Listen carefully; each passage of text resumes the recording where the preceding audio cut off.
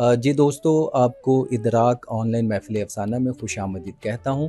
میں آپ کا میزبان عامر رفیق آپ سے مخاطب ہوں۔ ہمارے سیزن 2 کا آج تیسرا افسانہ ہے جو ہم آپ کی خدمت میں پیش کر رہے ہیں۔ آج کے افسانہ نگار جناب عابد میر ہیں، جو کسی تعارف کے محتاج نہیں۔ آپ بلوچستان کوئٹہ سے تعلق رکھتے ہیں۔ اس سے پہلے کہ ہم عابد میر صاحب کے انفیکٹ آج 2 مختصر افسانے شامل کیے جا رہے ہیں، وہ سنیں، ہم خالد فتح محمد صاحب کی گفتگو کو پروگرام کا حصہ بنائیں گے۔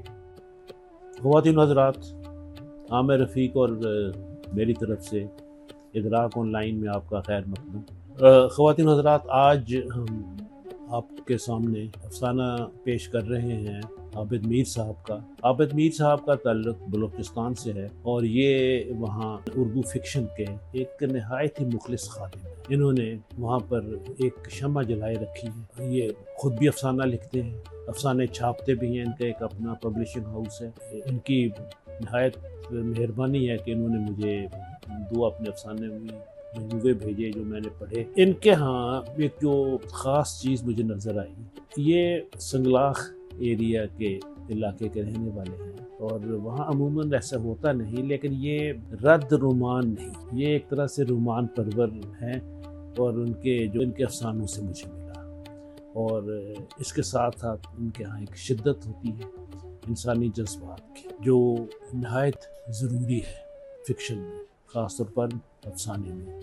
آج ہمیں ان کے 2 افسانے موصول ہوئے جو کہ اتنے طویل نہیں، ہم وہ دونوں ہی یکے بعد دیگرے ابھی ہم لگائیں گے، جنہیں آپ سنیے اور ان سے آپ لطف لیں، ہمیں اپنی رائے دیں اور ادراک آن لائن کو لائک بھی کریں، اس کو آپ فالو بھی کریں۔ شکریہ، خوش رہیں، اپنے اہل خانہ کے ساتھ آباد رہیں۔ آل دی بیسٹ، خدا حافظ۔ میرا نام عابد میر ہے، کوئٹہ میں رہتا ہوں، شارٹ سٹوریز لکھتا ہوں۔ ان دنوں قدیم حکایات کی طرز پر کچھ کہانیاں لکھنے کی کوشش کر رہا ہوں۔ اس سلسلے کی پہلی کہانی حاضر ہے۔ ایک دفعہ کا ذکر ہے، بہت پرانے زمانے میں، جب زمین ابھی اپنی تمام کہانیاں انسانوں کو نہیں سنا چکی تھی، پہاڑوں کے ایک سلسلے کے درمیان ایک وادی آباد تھی جسے وادی گویندگان کہا جاتا تھا، کیونکہ وہاں کے لوگ عجیب طور پر بے خوف تھے۔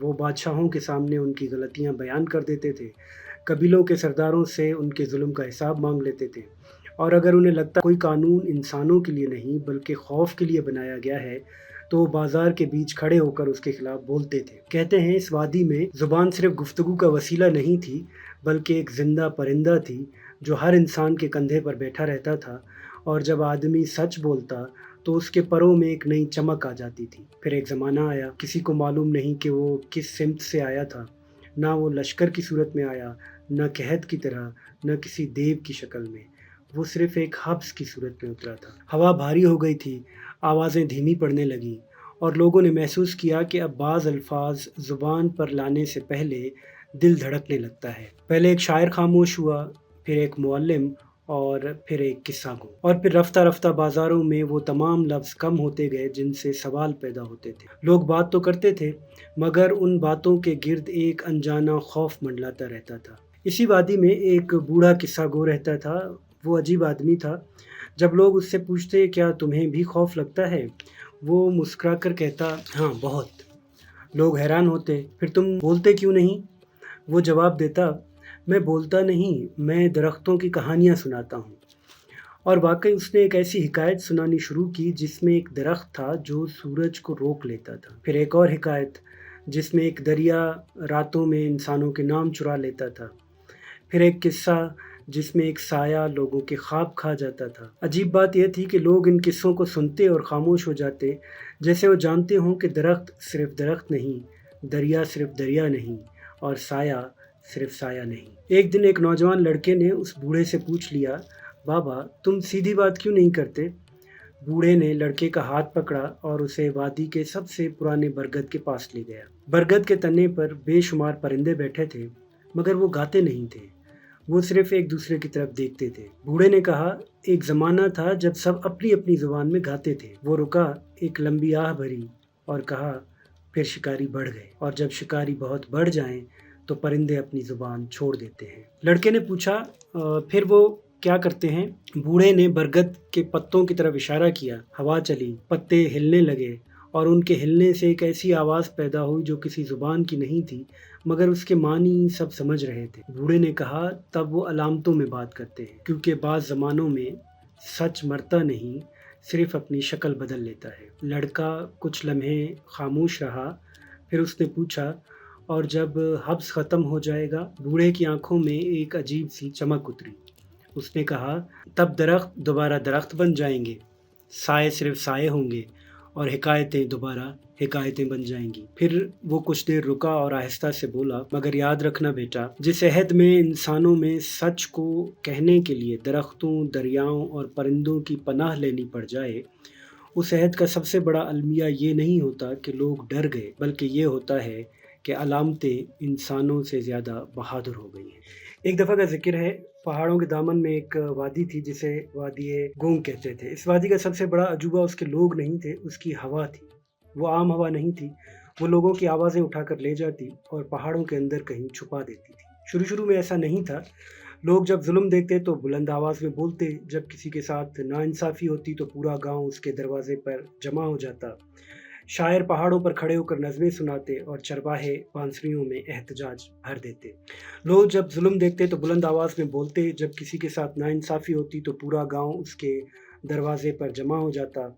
शायर पहाड़ियों पर खड़े होकर नज़में सुनाते और चरवाहे बांसुरियों में एहतजाज भर देते। फिर एक दिन वहाँ एक नया बादशाह आया। उसने तलवारें कम और पिंजरे ज़्यादा बनवाए, मगर वो पिंजरे लोहे के नहीं थे, वो खौफ के पिंजरे थे। जो ज़्यादा बोलता उसकी फसल सूख जाती, जो सवाल करता उसके कुएं का पानी कम हो जाता, जो एहतजाज करता उसके दरवाजे पर मुसीबतों का साया उतर आता। लोगों ने ये सब देखा, फिर एक एक करके खामोश होते। सबसे पहले सौदागर खामोश हुए, फिर किसान, फिर कारीगर और आखिर में शायर। यही वो दिन था जब वादी का नाम बदल गया। लोग उसे वादी गूंग कहने लगे, क्योंकि अब वहाँ हजारों लोग रहते थे, मगर आवाज़ किसी की नहीं थी। सिर्फ सरगोशियाँ थी, सिर्फ बंद कमरों में कही जाने वाली बातें थीं, सिर्फ रात के अंधेरे में पैदा होने वाली हिम्मत थी जो सूरज निकलते ही मर जाती थी।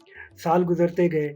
एक दिन वादी के एक बच्चे ने अपने दादा से पूछा, दादा जान, क्या वाकई इंसानों की आवाज़ पहाड़ हिला सकती है? बूढ़ा आदमी हंस भी ना सका। उसे ये किस्सा इतना पुराना लगा जैसे किसी देवमालई परिंदे की कहानी हो। उसने बच्चे को पहाड़ की चोटी पर ले जाकर कहा, सुनो। बच्चे ने कान लगाया। पहाड़ के अंदर से शोर आ रहा था, हजारों आवाज़ों का शोर, चीखें, नज़में, सवाल, गीत, एहतजाज। बच्चा हैरान रह गया, ये कौन लोग हैं? बूढ़े ने आह भरी, ये हमारे आबा व अजदाद की आवाज़ें हैं। ये बाहर क्यों नहीं आती? बूढ़े ने सर दाह भर कर कहा, क्योंकि हमने इन्हें निकालने की कभी कोशिश ही नहीं की। कहते हैं उसके बाद वो बच्चा हर रोज पहाड़ के पास जाकर चीखता रहा। पहले दिन कुछ ना हुआ, दूसरे दिन भी नहीं, तीसरे दिन भी नहीं, मगर एक रात पहाड़ की एक दरार से एक आवाज़ बाहर निकल आई। फिर दूसरी, फिर तीसरी, और फिर ऐसा हुआ कि पूरी वादी में गूंज फैल गई। लोग हैरान हुए। उन्हें मालूम ही नहीं था कि उनकी आवाज़ें अभी जिंदा हैं।